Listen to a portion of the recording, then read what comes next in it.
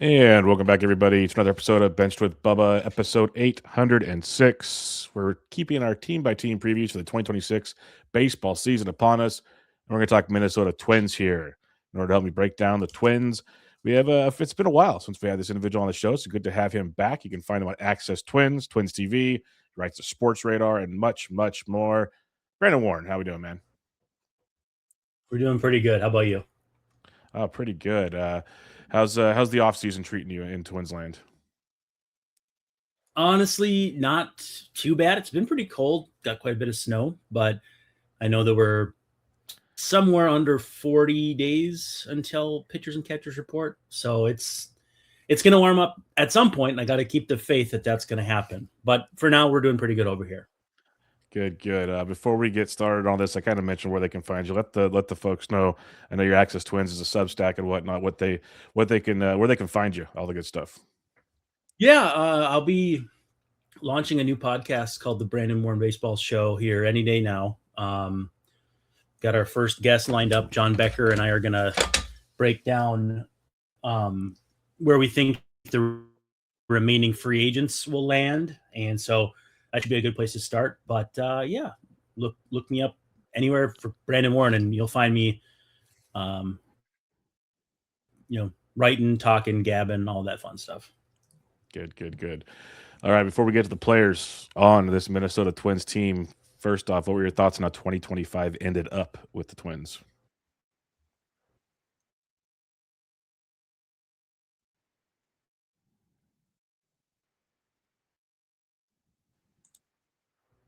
I mean, pretty, if we can be frank, based on what was expected, it traded 40% of the roster at line. But I also think that if you look objectively at the fact that they traded relievers and guys that are on expiring contracts, it was as drastic a flip as now. With that said, I have some holes to still fill. Again, we're not on the eve of it, but got some work to do still. And last year was certainly very, very frustrating. I thought the team was built to play much better than it did. And here we are talking about a team that is, I believe, drafting third overall this year. So things went sideways somewhere along the way. Yes, most definitely. But hey, they got some options here. They got some players. They might make some more trades. It's going to be an interesting run here. But let's start with the hitters in this neck of the woods. We got Byron Buxton. It's one thing, you've obviously lived it in Minnesota. It's been one of the top prospects back in the day. Can Byron Buxton ever stay healthy for a full season? Well, we saw 126 games, which is the most since 2017. We saw 35 homers and 24 steals. A great run for Buxton. What's kind of the chatter around there? He's a guy that said he wants to basically retire a Twin, so that's always a plus. But what's the chatter on health, like expectations for Buxton? As us in like this fantasy world, it's like, can we believe another year like this is possible? I mean, it's difficult. And the other thing too is that Rocco Baldelli was big on giving guys, days off or DH or that kind of thing. And we don't know what Derek Shelton's going to be like quite, but he does come from the Rocco Baldelli tree. He was their bench coach a few years back before he was hired by the Pirates. So my gut would say that it's going to be a similar approach with Buck, where as long as he's feeling good enough to go, he'll go. And I think if you can expect 125 games and that the days off are more along the lines of rest as opposed to injuries, that's the kind of thing you can navigate as a fantasy player much better than, you wake up in the morning or you see the lineup come out at 2 p.m. and that he's not in it. That gives you enough time to usually find someone else to replace. You would probably have to draft another guy you really like as kind of a quasi starter as his running mate. But as far as guys with 35 homer, 25 steal potential, there's just not that many out there. And the price that you would pay for them versus what you'll pay for Buxton, I think would probably be, it would be a little bit cheaper for Buck. And so, I mean, you take what you get from him plus whoever your running mate is for him, you're probably going to be in a pretty good spot. So again, I know there's risk. There's always risk, and it's doubly so with Buxton. But I feel good about him going into next season. He's going to be, I think it's his age 32 season. I'm not quite worried about age yet, but his game is predicated enough on speed that, it does creep into the back of your mind about what happens when he's, maybe shifts to right field and stops running the bases like he did. Where does his value go? But for this year, I'm still pretty high on Buxton. Yeah, I like that. No, it's a good point. Like preface it, he's pick 84 is not going super expensive like guys that can give you 35, 25 and just kind of have it planned. He's not playing a full season, folks. We're pretty aware of that. But as long as he's still out there and if Schultz can figure it out, that's big. Let's flip to the younger side of things. A guy that'll be 23 this year. That's Luke Keeschel, who he really got to have his kind of coming out party while healthy in 2 different stints last year. 14 steals over 49 games, hit 302. So we've seen great plate discipline. But the question with him, I guess, is there power there, or is it more of a speed and batting average asset? How do the Twins plan on utilizing him? What can we expect from him this year? Yeah, it's tricky because, he's, I think, by definition, mostly a second baseman, but he's played the outfield. They do still have a hole at first base, no matter how you feel about Cody Clemens, Eric Wagaman, and anybody else. But, I can't believe that Kyle Hendricks threw hard enough to break anybody's bone in anybody's forearm either. That was kind of the funny little joke I had last year. You kind of use humor to cope with tragedy, and the Twins 2025 season was a tragedy. That was that was part of it. With Keeschel, and you'll see too, like with his advanced metrics, there's a big drop off between his weighted on base average and his expected. It's like a 40-point difference. I think as much as that would concern me, so much of it was coming back from Tommy John and then the forearm and then wearing out down the stretch just from playing more games than he kind of had. Between the injuries and playing late into the season, there's some kind of duality there. I do get a little concerned though. I mean, the 323 expected weighted on base average against the 363 total does mean that there's some regression there, but the way he finished, it made me feel a little better. Like, okay, closer you get to the finish line, the more tired you are. That's a little more of an understandable downturn than opposed to just, middle of the year, you hit, 180 for a month. And then suddenly you're like, well, where do we go from here? With Keeschel, I do think there's some power in there, but I think, he's going to be much more attractive in leagues that value slugging percentage, from doubles and that sort of thing. Mm-hmm. And so obviously I'm high on him from a player standpoint because I've seen him come up and I see how hard he plays. The one thing that you'll never be able to fault him for is playing hard or not playing hard. I like the walk rate, almost 10%. So again, too, if you're in a league that gives you on base percentage, that's a nice little boost there. But it's definitely going to be a bit of contrast. If your league is home runs and stolen bases and you expect him to play a full season, again, it's the Byron Buxton thing, you're going to have to kind of make some concessions there that he'll probably give you steals if he's healthy. And then the home runs are kind of up in the air. But as I've kind of seen, assessing the landscape, second base is really tricky this year. So he's a guy where, if you're choosing between him and Jackson Holiday, and I've seen Jackson Holiday, kind of ramping up there too.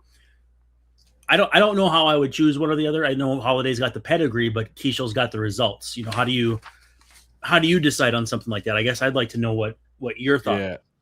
I think it's one of those. I think I lean Holiday if I want the power aspect. If I want more consistent speed and average, it's Keeschel. Yeah. So it's kind of a catch-22 on based that on one. Your team build and draft flow and that sort of thing. Yeah, I when I do the what's it called? I do with the Sirius XM guys, and it's a league where we draft and we do it and then talk on the radio with the guys on Sirius XM. There'll be a lot of like watching the draft board and how it lays out and kind of adapting to that. And so obviously you're not taking Keeschel or Holiday all that high, but probably higher than you'd like based on the positional issues and stuff. But that's what I like to do is kind of get a feel for the room early on and then kind of tailor my approach to that. But those would be two guys that I think, based on what you're looking for, that's what you're going to want is speed from Keishel. And I mean, he hit, what was it, 302? I mean, guys don't hit 300 anymore. If you got 280 from a guy like him, extrapolated out over 120 games, that's huge. Like, that is huge. Yep, that's one reason why I do like him is that batting average and that speed goes a long, long ways. But the question is your build, essentially, is what it comes down to with Luke Keishel. All right, this is tongue-in-cheek, apologize, but your biggest free agent splash this offseason is Josh Bell, who I always have a soft spot for just because he's always basically free in fantasy drafts, and he's going to hit you around 20 homers, hopefully hits you 240 plus in that range. But now he looks like he's going to be your potentially starting first baseman. What are your thoughts on Josh Bell as playing time wise and whatnot for the Twins? Yeah, it's hard to say because first base / DH, there's been some chatter about him DHing, which I don't necessarily love. From a first base standpoint, if you don't, if you've got not great vision like you could maybe say, oh yeah, he kind of do a little Carlos Santana impersonation. He won't strike out a ton. He'll take his walks. He's not going to be a factor on the bases. Quite frankly, I think he's one of the slowest runners in baseball. Yep. But from a DH standpoint, it's like, I don't know that I want a 105 weighted runs created plus guy as my DH. I'd rather just mix and match with whoever's not playing in the field that day. So I think what they'll probably end up doing is putting him at first base on the long side of a platoon with Wagaman. They just traded a decent relief prospect to the Marlins for him. And I think Cody Clemens will be a factor, but in terms of from a fantasy standpoint, you don't care if Bell is DHing or playing first base because you're getting the stats either way. So I'm trying not to let that cloud my personal feeling that I don't think Bell would be a great DH.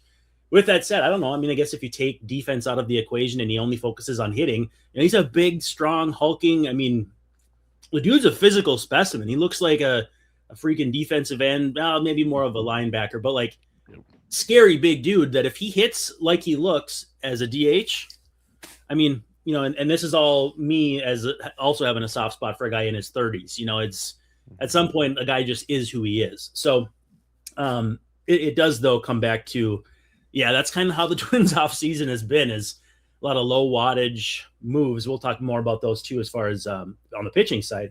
But as far as Bell, I think he's going to be a regular. I think he's going to play a lot, and his defense will dictate where he ends up, whether it's DH or first. The defense. I said online, I said for a defensive first baseman, he's a pretty good hitter, and I kind of like trying to stay away from his defense. But a year ago, the Twins signed Ty France, whose defensive metrics weren't particularly great, and I'm trying to remember who won the Gold Glove this year at first. Yeah, exactly. Ty France. I'm not saying the Twins are going to be some sort of magic workers. They've got back-to-back Gold Glove winners at first base. I don't think this is going to be year 3 of that, but stranger things have happened. With that said, I think Bell's going to play a lot, and as long as he's anywhere near who he's been the last few years, slightly above league average, we've already seen the Twins don't need that much more from first base to be okay with it. I mean, Ty France played a lot, and he was not very exciting with the bat last year. Yeah, no, I like Bell just because his price is $338. I'll take that all day long. And it's funny, when he opened up that Carlos Santana line, I made that comp on a show a couple of weeks ago. Whenever they signed him, well, hey, they got their new Carlos Santana. Here you go. Yep, exactly.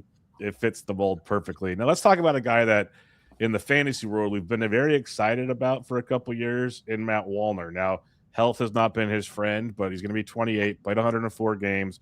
Power's undeniable with this guy. But then, like I said, health hit 202 last year. A lot of questions involved in Wallner. What are your thoughts on him? Because between just people concerned with platoon, there's health. Where are the Twins at with Matt Wallner? Yeah, it's interesting because everybody around here loves him. He's Minnesotan, and so we all want to see him do well too, just from a Minnesota standpoint. We've kind of seen the last 2 years the Matt Wallner giveth and Matt Wallner taketh. 154 weighted runs created plus in 2024 with a 389 batting average on balls in play. You drop that to a 228. Now, both of those are anomalies based on what we know about how that normalizes. and his career rate is 302. Guy hits the ball hard. A 302 is not that unreasonable. It feels like this is a chance for a rebound. You're not going to get any stolen bases, but he should play every day. The Max Kepler days are far behind us. Harrison Bader's not walking through that door. Trevor Larnach might have 1 foot out the door. And even if they do bring up some of the kids, Gabriel Gonzalez had a great year on the farm last year. Emmanuel Rodriguez had a really nice year when he can stay healthy. You still got that DH spot to fall back on. And so Wallner at DH is, to me, a very attractive proposition. And you look at his career numbers. I mean, he's hit 231, but a 131 weighted runs created plus. He mashes when he's right. The only concern I have, high fastballs have been his kryptonite. And kryptonite from the standpoint of not up out of the zone swing and miss, but in the zone swing and miss. So I need him to show that he can hit 95 plus fastballs, miles per hour fastballs in that 1, 2, 3 range of the strike zone, to where I'm going to feel like he can take that leap to, the power's obviously there. 35 homers. If you played a full year and you got 35 homers from him, you'd be like, yeah, that makes sense. The math all adds up. But, there's been injuries. There's been struggles hitting lefties, which, you're always going to have those as a left-handed hitter, and that's part of the calculus as well. But we're looking at a guy who hasn't gotten more than 400 plate appearances in a season and has barely played more than 100 games in a season, and that was this year.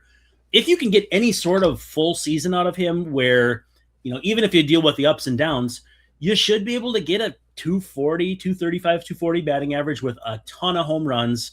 And I think he'll drive in a bunch of runs, just because I think that with the way this lineup is going to be constructed, seeing him on a team that's trying again, and I do believe that they're trying in the sense of they had no bullpen guys in the second half last year. They just said, look, we're trading all our bullpen guys and we'll see what happens. This is going to be a team where if they're scoring runs, and I think that they will, Wallner's going to drive in a fair share of them. So, if you're looking on the back end, I don't know the ADP for him, but if you're trying to find 35 homers and 100 runs batted in from the most unlikely of sources, this might be your guy. Yep, pick 323. So very, very cheap. Very, easy. very cheap. Yeah. How far is that from Josh Bell? It sounds like it's pretty close. Yeah, it is right near Josh Bell, so you are correct on that one. I always wonder why Wallner hasn't played first base too, a big, strong guy like that. Yeah, good with the but there was a good point said last year. I don't know. Do you remember Carson McCusker very briefly with the Twins last year? Name rings a bell, yes. 6'8", big, strong guy. He actually signed overseas. He said something very interesting. He said, because he'd never played first base either, only the outfield, and he said, it's a long way down to field ground balls when you're this tall. And I thought, you know what? Because I'm thinking catching the ball, you could save a lot of errors being a big, tall guy like Matt Wallner or Carson McCusker. But apparently, fielding the ground balls is the tough part when you're that big. The bending over part. Got it. Yep. I can relate to that too, but I'm not that I was about to say, I have a gut in the way. There's a difference. Still different. All right, let's go to behind the plate here. Ryan Jeffers 2 seasons ago just jumped out, 21 homers, shocked many of us. Last year kind of reverted back, 9 home runs. I think he's somewhere in the middle there, let's be fair. But 9 home runs, but the batting average jumped back up to 266, where when the power was there, it's almost like he sold out for power. It's weird dynamic there. I don't know what to think of Jeffers. I've always been a fan. He's been the primary catcher the last 2 years, which has been a plus, getting about 120 games, give or take. He gets picked around pick 245 right now. Is he still the primary guy in Minnesota, or is there different plans for Jeffers? Without a doubt. He's going into a walk year too, which I don't know how much people care about that, but certainly walk year bumps when you're about to hit free agency are not uncommon. His backup is Alex Jackson, who's like a career 1-something hitter. He can play defense, and he had a pretty decent year with the Orioles last year. It wasn't like he was a complete zero. So there's definitely a backup plan there, but Christian Vasquez isn't walking through that door. At least I don't think. This is going to be not a 1A, 1B like the Twins have had at catcher for a very long time. I mean, you go back to Jason Castro and Mitch Garver were 1A, 1B, vice versa. This is going to be, and granted, Jeffers played 119 games last year, so it wasn't that 1A, 1B because Vasquez didn't hit and then his shoulder basically exploded. It's going to be, though, the Jeffers show back there. And I think over the course of a full season, I mean, you look at his slash, I know slash doesn't matter that much in fantasy, but 266, 356, 397 for a catcher, Really hitting good. 266. If you can get a dozen bombs and a stolen base or two from a catcher hitting 265, you can do a lot worse than that behind the plate. In OBP leagues, almost 100-point. It was a 90-point gap between average and OBP, so he's taking his walks. And he's good for, doubles every now and then. I mean, from a catcher standpoint, that's a pretty solid player. It's the kind of guy, if I were the Twins, probably try sign to like a 3-year deal to keep him around. We'll see how soon Eduardo Tait is going to be ready, the guy they got for Duran. But as far as catchers go, I mean, he's not particularly old. He's pretty good behind the plate, not as good as he's been in the past. But there's really no path or roadblocks to him playing 120, 125 games and putting up solid numbers behind the plate. 47 runs, 47 driven in.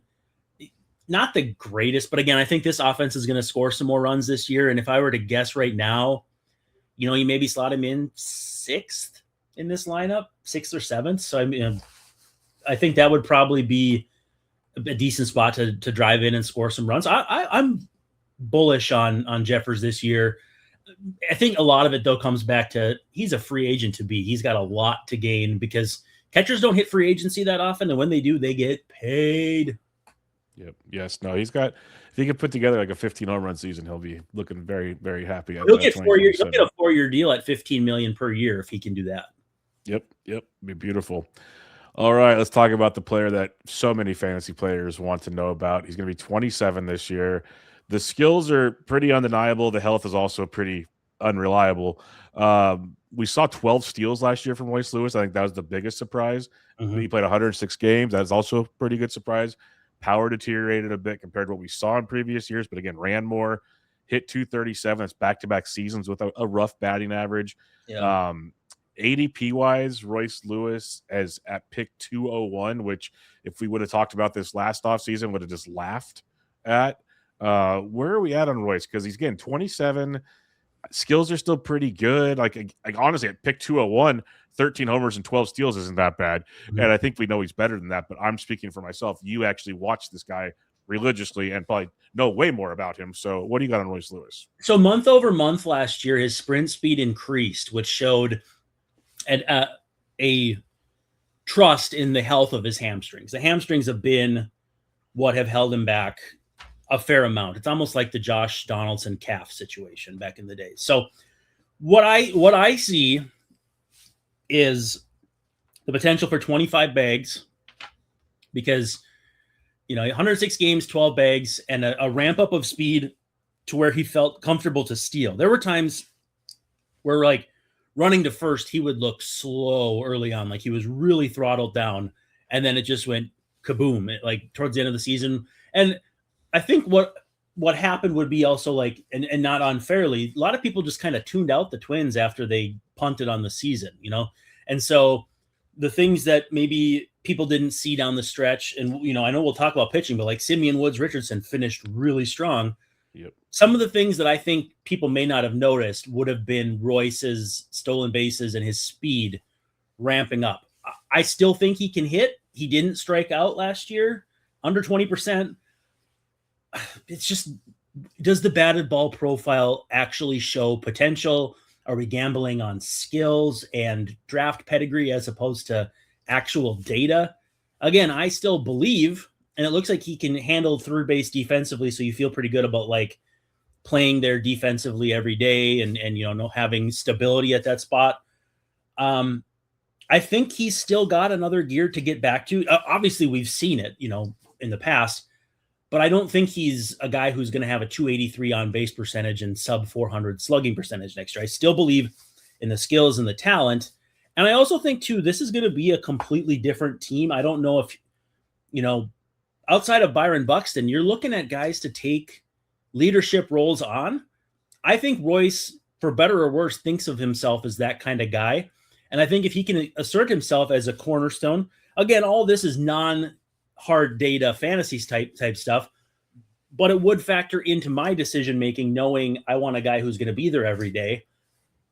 I think you can draft Lewis late, as your corner infield option or something like that, where, I mean, you're choosing between him and someone else comparable every single day and have a good chance that pick hits or your other one. So, I'm in on Lewis this year.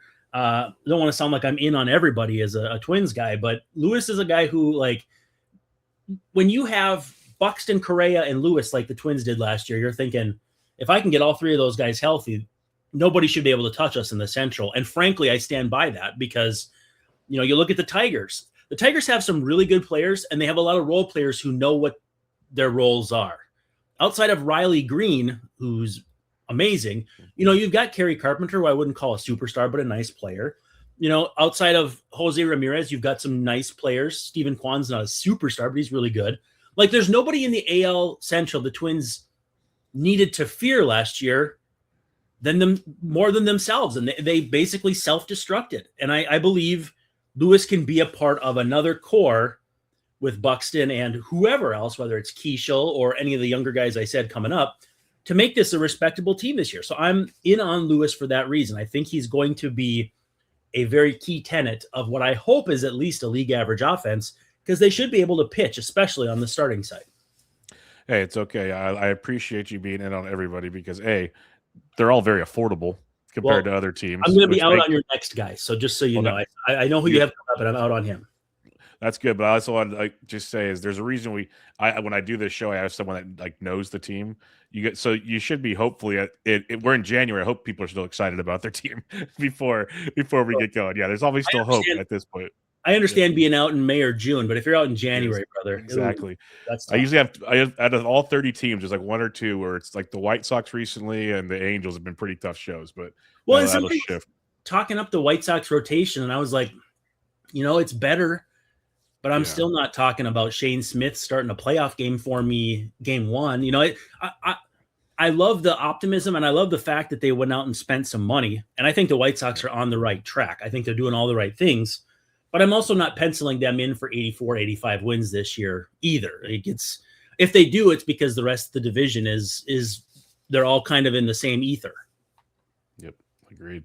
All right, let's talk about this next guy. You made a comment earlier. He might have 1 foot out already. Trevor Larnach hit 17 home runs last year, hit 250. So back-to-back seasons of 15 or more homers, hitting over 250.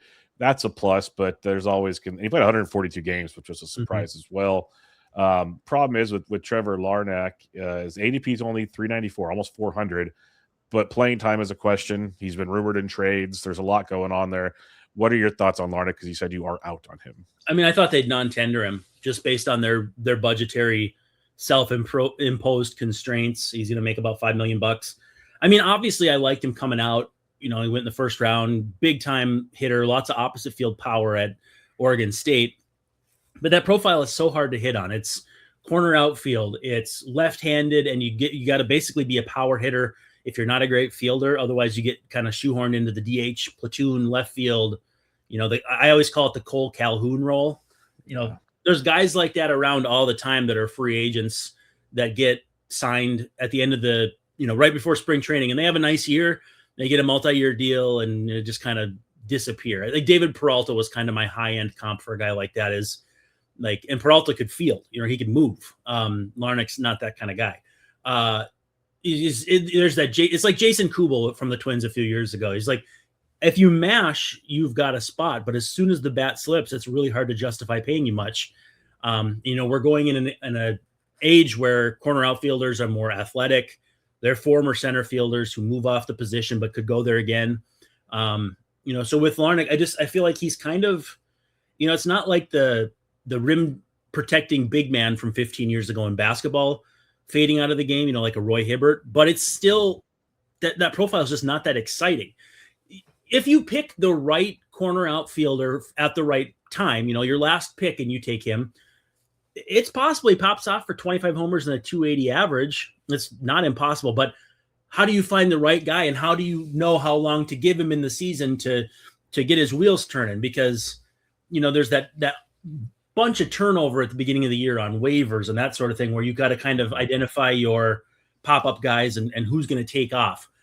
For me, Larnach is never going to hit lefties enough to be a factor every day. He had a whole bunch more experience against them this last year, And that's why his overall numbers kind of tailed off, because he still wasn't particularly good, better than before, but still not good, to the point where his right-handed numbers get kind of obscured. They don't suffer because they're separate, but you don't appreciate the good when you have as much bad as the Twins did too. And he mixed and matched a lot between left field and DH. I'm not sure what the plan is there. They still have James Outman. They still have all those rookies I talked about. But if Larnach is playing in left field against righties every time out, you can do worse on pick 400. I mean, like you said, basically free. If that was his role and he got 400 plate appearances, you might be looking at 22, 25 home runs on a really, really good, like 90th percentile season. He's at that prime where he's got to be coming up on his best seasons, or else he's just a total washout. I'm not looking to push aside young, exciting guys like Emmanuel Rodriguez, Gabriel Gonzalez, Walker Jenkins. I haven't mentioned him yet. I mean, they've got a full outfield of guys who are interesting in addition to Wallner and Buxton. So where Larnach goes, hard to say, but who's trading for a guy like that too? They've tendered him. They've agreed to pay him roughly $5 million. I don't know, watching where free agents are landing and for how much. I'm just not sure what the value is in flipping him when you could have just non-tendered him. Yeah, he's affordable at the same time. Yeah, what's going on, and they have so many options. It feels like if he gets dealt, it's in like a combo package for one of the starting pitchers that it's getting rumored everywhere. That's where it feels like it goes. An interesting reliever, because the Twins bullpen is a total wild card right now. Yeah, it'll be one of those kind of off the wall, out of nowhere Tuesday morning trades or something where you're like, okay, that checks out. For a Royals reliever you haven't heard of yet that throws 98. Exactly. All right, let's talk Brooks Lee. This is a guy that throughout the minors, extremely good batting average, a little bit of pop here and there. Throughout my 16 home runs last year, kind of surprised some, maybe. Not a ton of speed, though, but a guy that can play all over the diamond, still super young, 25 years old. He's eligible at second, short, and third in your fantasy leagues, which is big. Mm-hmm. Goes round pick 315. Again, most of these Twins, very affordable. Like, they fill out rosters depending on how you're building. But even when the Twins are good, they don't have studs. It's a bunch of decent players. That's like the AL Central in a nutshell. Yep, exactly. It really is, though. I mean, it's you're not going to draft 4 Twins. You might draft 4 Yankees, 4 Red Sox, 4 Rays. I mean, I don't know about the Rays, but you're not drafting 4 Twins unless you are absolutely doing like some kind of off the wall, do the opposite thing. Yep, pretty much. So where you're at on Brooks Lee, like what's kind of the role looking like for Lee this year? As like I said, he can play everywhere. Sure seems like he's going to be their starting shortstop. And, they just brought in Orlando Arcia on a minor league deal. I think that's their utility infielder. As far as shortstops on the farm, they spent their first round pick on big deal. Everybody drafts a shortstop in the first round, but there's not a lot of imminent shortstop help. So I think it's like, hey kid, this is your job. Carlos Correa, bye-bye. They DFA'd Ryan Fitzgerald to make room for Wagaman. So that was their backup shortstop. So all things considered, they got Kreidler too from the Tigers, who's kind of a utility kind of type too, but not much of a factor. So I think it's going to be Brooks Lee at short and a lot of it. He was third on the team in plate appearances last year, second in games played with 139. You don't love the triple slash, but doesn't strike out. I think walks will come. I trust the approach to where walks will be there. It just becomes, does he make enough good contact? He doesn't miss, but is there enough good contact? And I think there is. I think based on where they drafted him and what they expected him to do, and like how some guys just come along a little slower. He was pushed pretty quickly from Cal Poly to the big leagues. When he first came up, he was incredible, and then has been just a huge dip. I think that next level, like this is not to me a guy that you have to be like abandon all hope. Because the numbers he has now look like a shortstop from 1993. Like he looks like he's Omar Vizquel. Yeah. I mean, well, we'll let the comparisons stop on the field. Let's hope. But no, No, offensively, yeah, 16 homers, but no, he looks like Alex Gonzalez from back in the day, except Alex Gonzalez could play shortstop. I think there's something here to where if he's your last couple picks, 16 homers from a shortstop, you start thinking, what else can he do for me? I think the batting average should be there. I don't think he's going to walk a ton, but batting average and homers from a shortstop, you could do a lot worse. Yep, totally agree. I love Brooks Lee, and the flexibility goes a long, long way. Let's talk about Austin Martin here, who zero power basically. None. He's got some speed, hits for average. I don't know how he plays every day, but he still does. What are your thoughts on Austin Martin? Well, he played every day when they were needing left field help and didn't want to put Trevor Larnach out there. He looked pretty good in left field. I don't know if his days on the dirt are done, but he's not playing short or third. He's not playing first. I mean, second base, you're pretty well set with Keishel, and the outfield's pretty solid, but I think Derek Shelton, like his predecessor, is going to mix and match a lot. And they don't have a great top of the order, get on base guy.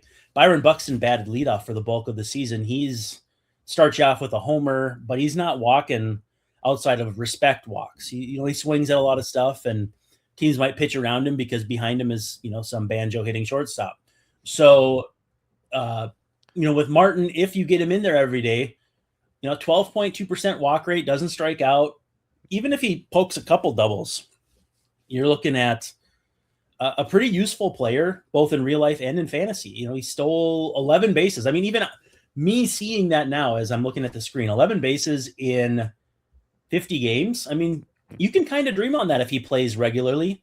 And the Twins aren't so set in left field that he couldn't play there more often than not. So, again, seems like we're banging the drum, the CD skipping, but late in the draft, you can do a lot worse for stolen bases and batting average. If you start looking at specialist players and you want stolen bases, but you don't want to completely crater your average, because you'll get the guy that hits 216 and steals 50 bases. Well, does that kill your average? Does it, you can kind of play both sides with Martin late in the draft and feel pretty good about it. Yeah, pick 475 goes a long, long ways in that one. Easy. When I look at the rest of the active roster for now, you mentioned Wagaman. We got our boy that we loved to stream, Cody Clemens, Edward Julian. Anybody worth anything fantasy-wise there, or is it more set that prospects will hopefully take over there at some point in time? No, it's pretty much platoon stuff. I'm kind of out on Julian. He was so good. Yep. So good when he came up. And if he makes it through the offseason, I'd be willing to see him again. But he's got this weird thing where he locks up on breaking balls with 2 strikes. And it's almost like he quiet quits or like his controller disconnects. It's the weirdest thing. And he was so good. So good. Like, Danny Santana had that crazy good rookie year and then just completely fell apart. I don't think this is like that because it felt a little more sustainable with the walks and the power. But I don't know, man. I think like Jose Miranda, if he goes somewhere else, you might be looking at a guy that has a nice little bounce back, but I don't know where these guys fit on winning baseball teams either. Man, Jose Miranda, that's a blast from the past that we were all so excited about at one point in time. Oh, man, he could really swing it when he was right. And now, he was minor league deal to the Padres. I mean, how the mighty have fallen. Mighty have fallen, the Padres and Miranda. Let's go to the pitching side of things here, and this is where I love the rotation. I think a lot of people should love this rotation. It is, to your point about the bullpen earlier, I think it has put some consistency behind these guys. You'll be in a lot of ball games. Let's start with Pablo Lopez, who a couple years back had the shoulder injury, then looked great for a couple years. Injury last year, finished with a forearm strain, I believe it was. I know it was a minor. They're saying minor, so we got to be optimistic there. Where are we at on Pablo, though? ADP's 140. I like Pablo a lot, but finishing hurt is not always the greatest thing for me.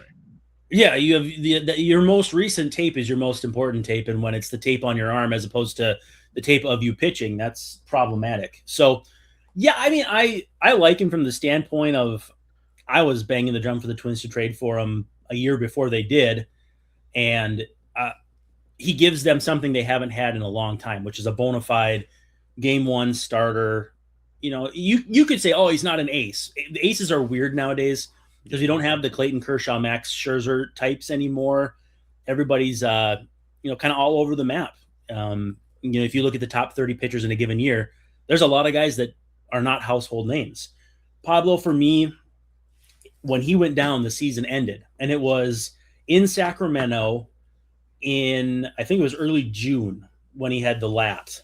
And lats, they're tough, man. I mean, they've ended or really messed up some seasons. He battled his butt off and came back for a team that was way out of contention and, obviously couldn't finish the season off. But he was the linchpin for wherever they were headed last year. And when he went down on that lousy Sacramento mound, remember how many guys hated it so much? Domingo, Yes. It was no, I always get these two confused. Severino talked about how much he hated it, and it's like, well, dude, you just signed a long-term deal. Yeah, you signed the deal, buddy. Yeah. That was the beginning of the end. And so how much of the risk of any sort of recurrence of the lat or the forearm is baked into pick 140? Like, what starting pitcher is that? Probably in the 30s? Give or take. I can pull it up for you right now. I mean, yeah. If you're taking him or Joe Ryan, I'm taking Ryan. Ryan had the same injury, but it was a year earlier, or a similar injury in Chicago around the 4th of July. Around the trade deadline. I'm taking Joe Ryan over Pablo just by sheer fact of a little more stability. But at the end of the day, I mean, you've got two guys who are both could easily be top 30 pitchers, strikeouts, don't walk too many guys. Usually can keep the ball in the yard. That's where Joe Ryan struggles, but his biggest issues with keeping it in the yard was when he was dealing with a groin strain. Either way, I'm taking Ryan over Pablo just due to I think there's a little more volume there. But it's an interesting back and forth because they're both very, very good. And they're the biggest reasons why, in addition to Byron Buxton saying he wanted to stay in Minnesota, anytime you've got two starters of this caliber, you're already almost halfway to a very good rotation. There's really no reason to break it up just to save a couple bucks. Agreed. Yeah, Pablo's about the 34th, 35th starting pitcher off the board, where Joe Ryan is. I'm with you. I have him over Pablo as well. He's ADP 63, so he's coming off. He's a top 15. Okay, so pitcher. He's way up there. Okay, people are pretty high on Joe Ryan after the 171 innings last year, strikeout ups. Like you mentioned, it's the home runs with Ryan, but you mentioned that also groin injury had a lot to do with that. So, well, and I would have thought they'd be closer just based on how I see them around here. For the longest time, Kirilloff and Larnach were viewed as the same type of prospect. Your Mauers and your Murneaus, and not that they were that level, but sometimes you get guys that are inextricably linked based on proximity or skill set. You get a lot of Ryan and Lopez and who you like better. I'm not surprised that Ryan is higher, but to what extent? And I also wonder too, if that could have been, bumped by so many people so sure he was going to be traded, whether it was to the Red Sox or whoever else, thinking he gets a nice boost from whether it's a different offense or a different team. True. The Twins have kind of shut down that rumor mill for the most part here in the last few weeks. Yep, I like them both a lot, by the way. I've been drafting plenty of them. Yep. Now the pitcher that I had the privilege of breaking down in Arizona at a conference, and I didn't like what I saw, but I guess there's room for some optimism at the same time. If you want to try to be glass half full, that's Bailey Ober. It's the guy that there was always, or it seemed like high expectations for. Strikeouts are there, ratios are good. Last year, strikeouts disappeared, ratios through the roof.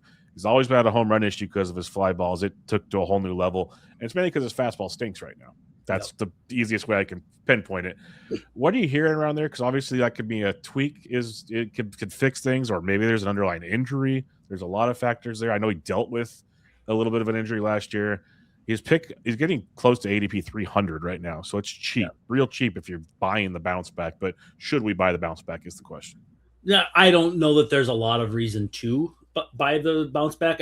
As a big league team, when you look at a guy like this, you're not really motivated to trade him because it's value's low. Peripheral numbers a little better than the raw, but the velo was down. He struggled to hit 90 some games. That was a big talking point around here. The strikeouts dipping more than 2 strikeouts per 9. Very few guys can stomach that much of a drop. Much less guys who throw 90 and are 7 feet tall almost. So it's high fastballs. Like you said, the fly ball rate, his home run to fly ball rate, while it jumped, it's still in the ballpark of his career rate. 11.9 for his career rate, 12.6 last year. Now, his rookie year bumps that up a little bit, but he's pretty close to in the ballpark. Like if he's going to give up fly balls, they're going to leave the yard. The Twins do like fly ball guys from the standpoint of Byron Buxton going and getting the ball. I've always been more of a ground ball guy, but if you got guys that can go get it and a ballpark big enough to mitigate that, man, you can go either way. But the strikeout walk combination, that gap is solid for Ober. So there is reason to believe that, through regression in the positive sense, and, maybe an off season of rest gets that velo back up in that 91, 92 area. If you believe in that, you've probably got a number 3 starter. And on fantasy teams, that's probably like a 5th starter, 6th starter. Yeah, 5th or 6th, yeah. Yeah, 5, 6, 7. I think that's probably about the right area. But I see more real life value from a number 5 starter where, you know what you're getting. You've got 600 big league innings. So it's not like he's going to get on the mound and panic. You worry about throwing guys to the wolves, the Mick Abels and the other guys. This is a guy where what you see is what you get. He's going to be in his age 30 season. So the profile isn't sexy. It's not that exciting. But if you're looking for stable with a chance, like cloudy with a chance of meatballs, if you're looking for stable with a chance of, some strikeouts, it's not like going with Michael Lorenzen where you're going to just like plateau at 7 strikeouts per 9, maybe get 8. Ober has struck out more than a batter per inning 2 years running before this. So there is some room there with similar stuff for strikeouts. With that said, if it's a throwaway pick, some guy you might be willing to dump within a month or less, I think Ober makes sense there. But I don't know that the underlying metrics say buy low and you're going to win big. This is going to be more shoring up your back end and not starting someone who ruins your rates regularly for a week if you're doing weekly or that sort of thing. It's going to be touch and go until he has maybe 4 or 5 solid starts where the velocity is 90, 91, 92, as opposed to 88, 89. So there's layers to it, but he could be decent. I'm not letting myself get too optimistic about it. Yeah, I'm with you. I used to be a big Ober guy. What I saw last year, I'm like, yeah, we could play that game somewhere else. The guy I am optimistic on, you hinted at him earlier, is one Simeon Woods Richardson is going to pick 355 right now, which has gotten me all kinds of excited. Yep. Because you mentioned that finish this season, and on my other show, Bubba and the Bloom, my co-host, he has this pitch mix change thing that he created that shows stuff. All of a sudden, as the season went on, we saw a splitter develop in one pitching profile, and the results followed. We got lots of airtime on that whole situation, and he came back. He came back in late August, and I'm trying to remember when the split started. But after he came back, he'd been gone for about a month. He just looked like a different guy. 11 strikeouts against the Yankees. The Yankees, say what you will about them not being as good as maybe the Yankee fans hoped they were, but 11 strikeouts in a win over them. Shut down the Phillies down the stretch. Had a nice game against Cleveland. Beat the Angels. Who cares about the Angels? But if you look at his September, 5 starts spanning 27 innings, 36 strikeouts, 9 walks, 7 earned runs. So 2.33 ERA, 2.54 FIP, and well over a strikeout per inning. I mean, it was a totally different guy. And you have to keep in mind too, he was kind of like just an ordinary starter for them in 2024, ready-made 5th starter, might get you 6 strikeouts one game, might get you 2 the next. None of the rates were all that exciting. He just turned 25 in September.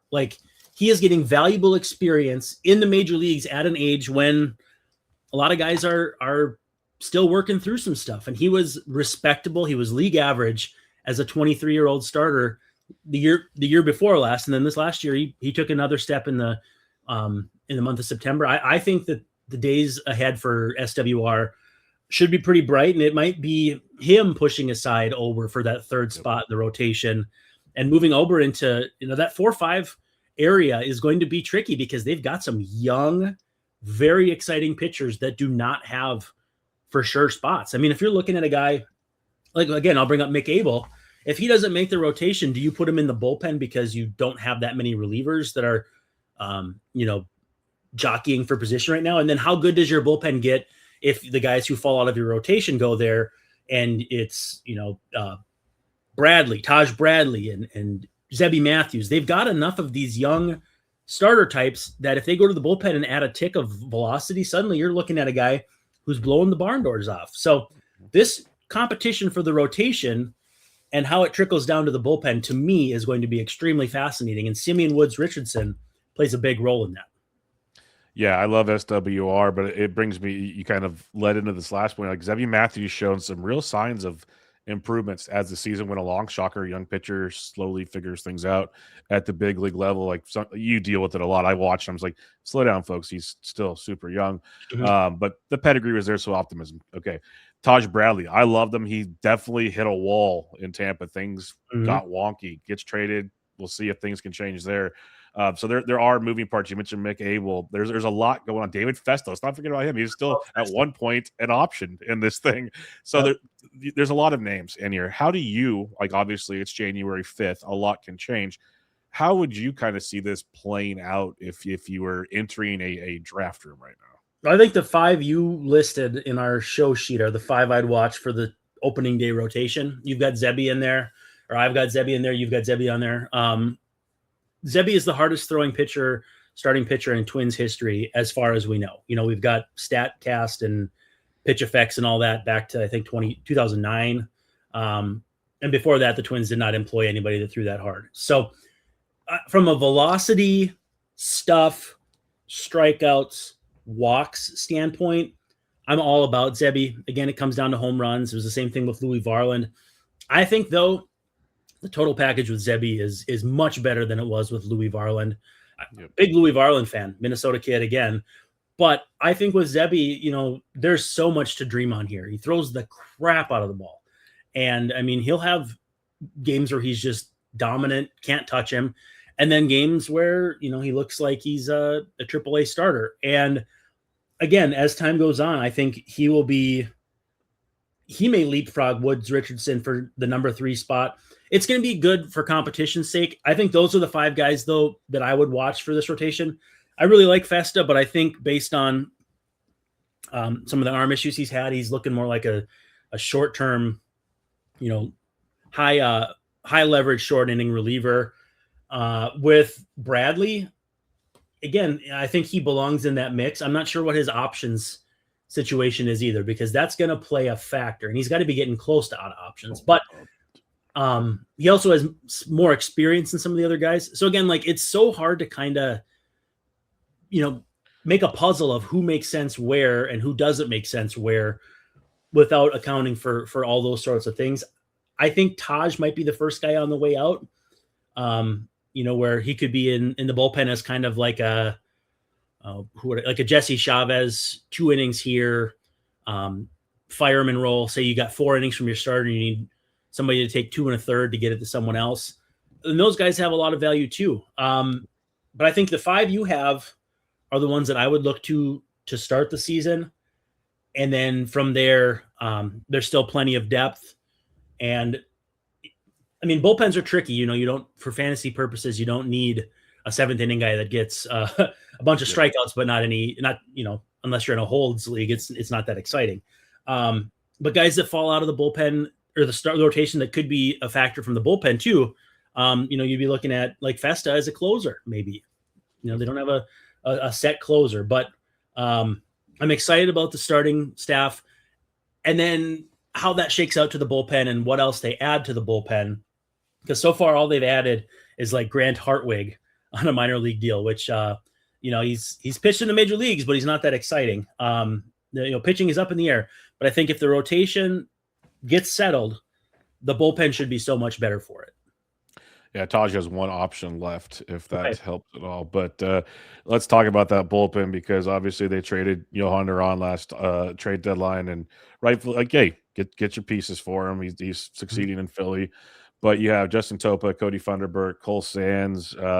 Those guys have been rumored and got their chances at times last year. Topa kind of got the most of the chances, but still just kind of a mess all around, as you mentioned. Heck, Taj Bradley could fit in there if they really figured him out. Lots of options. How do you foresee this playing out? Or is it completely like, hey, we're going to hit spring and see how the chips settle, basically? Yeah, and I forgot Eric Orrs, who they got from Tampa a couple months ago too. Who's, I mean, again, not overwhelmingly exciting, but a guy like that adds a strikeout per 9, and suddenly he goes from a 6th inning guy to an 8th inning guy. That's how these things work. I'm looking at roster resource, and they have a 3-headed closer trio of Topa, Funderburk, and Sands. My personal thought is if they go for ceiling, they go with Sands, who's got better raw stuff, better, I think, like looks better from the standpoint of like you look at his stuff and that looks like a closer. Topa's got a little more track record of working those innings, although he's been injured, doesn't have as many strikeouts at his peak, at least not in the last couple of years. And then Funderburk was just exceptional after the deadline. Big lefty, big flowing hair, throws just arms and legs at you. I don't know that I could see him as a closer. I don't know if his stuff is that high-end, high-octane stuff you want late. But the Twins made it work with a lefty with low-octane stuff back in the days of Eddie Guardado. Granted, it's not 2003 anymore. But those are the 3 guys that are in the conversation right now. I think I would take Sands of those 3.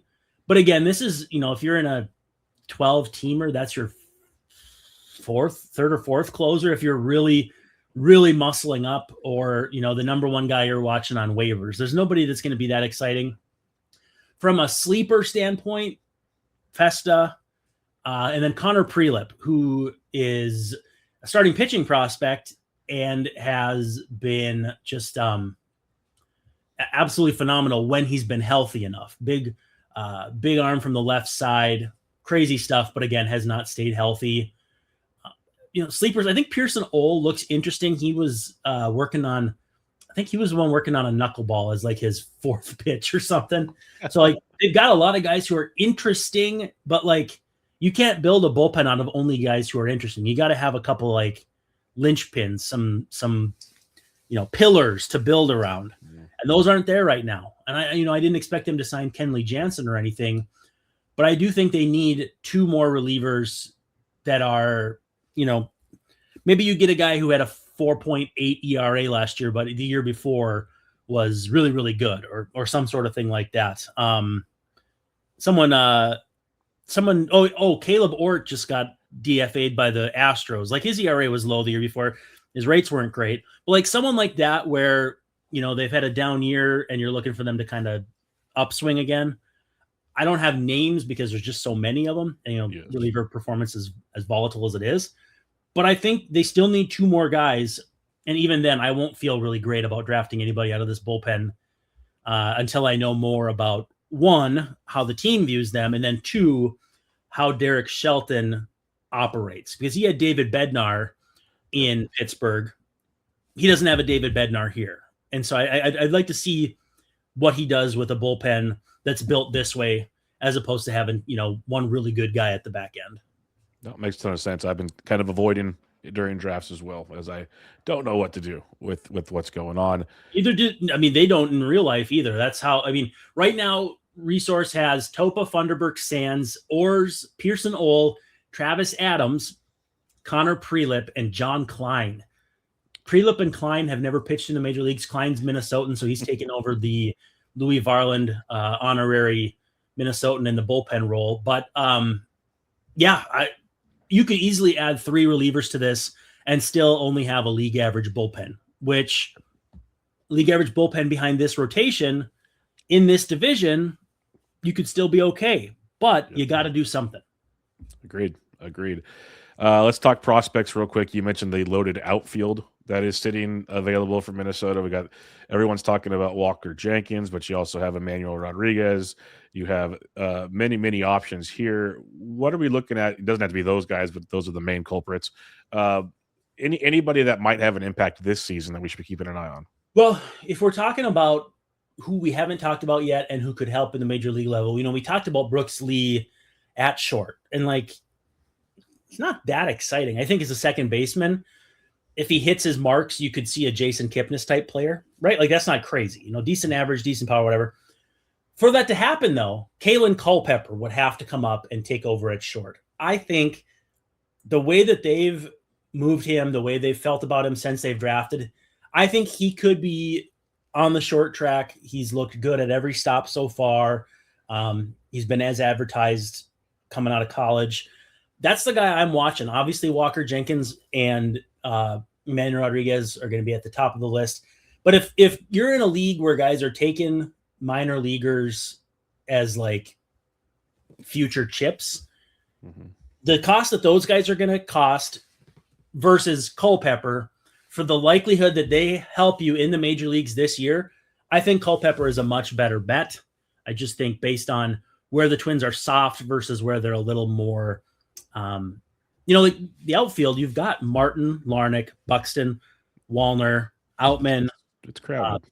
It's not crowded because these guys are all world beaters, but it's still guys just holding roster spots. They're just there. I mean, James Outman had a really great year 3 years ago. How long do you hang on to him rather than Walker Jenkins? I don't know the answer to that, but I also know that Orlando Arcia is not going to hold away Kalen Culpepper. If Culpepper comes up to St. Paul and hits, 315 over 30 games, they'll be like, get him over here. You're already next door. Just get him on over here. And so Culpepper is the guy I'm watching. There's nobody on the pitching side. Everyone's so far away with Charlie Soto and Dason Hill. Andrew Morris, to me, isn't that exciting. He might be a nice reliever / back-end starter. I'm banging the drum for Culpepper and Gabriel Gonzalez as the guys where the price is going to be low enough that keep an eye on them, and they will help you more than a Jenkins or Rodriguez, who may be very, very good, but they're going to cost you a pretty penny, whether it's in waiver cash, draft equity, whatever. If you want to pay the name brand price, go get those guys. I think they're going to be fine. But if you're in the deep back end of a draft and trying to find some sneaky value, that to me is where it's at. Love it. Last question I have for you. What are your thoughts / expectations on 2026 for the Minnesota Twins? I think right now they're about a 500 team, maybe plus or minus. It wins the AL Central a lot. Yeah, it puts you in the mix. Yeah, I am not impressed by anybody in the AL Central whatsoever. The Royals are fine. The Tigers are fine. The Guardians are fine. There's no reason for the Twins to say, you know what, we traded half our team at the deadline and we need to keep selling off. They can compete in this AL Central and AL right now. Compete doesn't make them the favorites, doesn't make them anything other than competing. That is more than what we could say in the second half last year. I think it's, bring along another couple relievers, maybe find another bat. I don't know where, but this team should still be considered a team that can make some noise. Nope. Love it. I look forward to it. I enjoy watching the Twins. Always have some fantasy relevant folks out there and hoping for some bounce backs along the way. And at worst, the pitching staff is absolutely loaded. Before we head out of here, remind everybody where they can find you. You got your new podcast coming up, all that good stuff. Yep. So look for the Brandon Warne Baseball Show. We have it set up on anywhere you get your podcasts. We'll be dropping the first episode here pretty soon. Working on finding some guests. So if you're a baseball type out there, major leaguer, former major leaguer, always looking for guests. My calling card is I think I can have a good episode with just about anybody based on my research capabilities. So if you want to check that out, or access twins.substack.com, where everything goes there. So hopefully people check it out and enjoy it. Awesome, man. I appreciate it. Thanks for joining me. Good catching up again, talking some Twins baseball, and hopefully things will start warming up for you soon enough. If not, spring training is right around the corner. So I appreciate it, man. Be good. All right, everybody, this is Bench with Bubba, episode 806, your 2026 Minnesota Twins preview. Catch y'all next time.